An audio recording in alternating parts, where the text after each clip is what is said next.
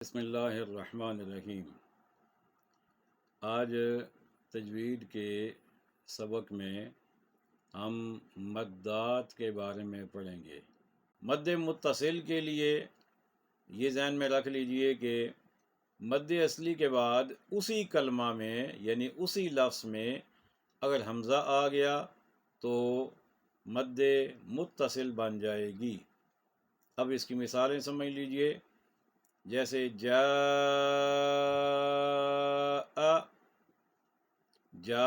مد اصلی ہے اور اسی کلمہ میں آگے حمزہ آ گیا تو یہ مد متصل بن گئی۔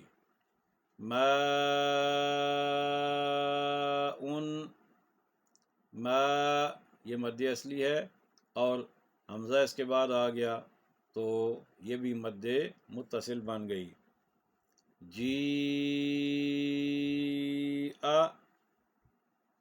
لکھا ہوا جیم الف جا ہے لیکن جیم کے نیچے زیر ہے، آگے یا ہے، یا ساکن ہے تو یہ یا مدہ بن گیا، اور اس کے آگے حمزہ ہے تو اس لیے یہاں پر مد متصل بھی بن گئی۔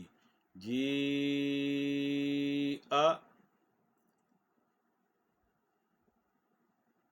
واللائی،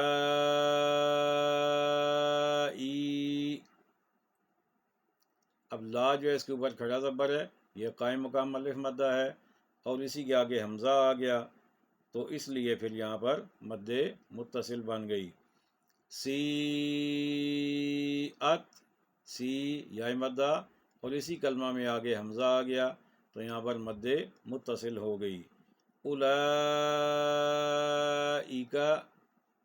لا قائم مقام الف مدہ اور اس کے فوراً بعد اسی کلمہ میں حمزہ آ گیا تو یہ مد متصل ہو گئی۔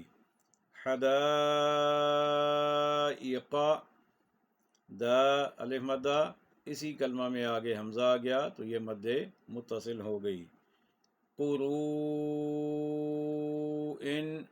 رو واو مدہ اسی کلمہ میں حمزہ ہے متصل ملا ہوا تو یہاں پر پھر مد متصل بن گئی۔ اور آخری مثال بھی ایک اور سن لیجئے، اولیاء، اب یا الف مدہ اس کے فوراً بعد اسی کلمہ میں حمزہ آ گیا تو یہ مد متصل ہو گئی۔ یہاں پر یہ جان لینا ضروری ہے کہ مد متصل اور مد منفصل ان دونوں کی مقدار کیا ہے، یعنی ان کو کتنا کھینچ کر پڑھنا ہے، تو ان کو 2-2.5 الف تک کھینچ کر پڑھا جائے گا۔ اللہ تعالیٰ میں صحیح طور پر پڑھنے اور سمجھنے کی توفیق عطا فرمائے۔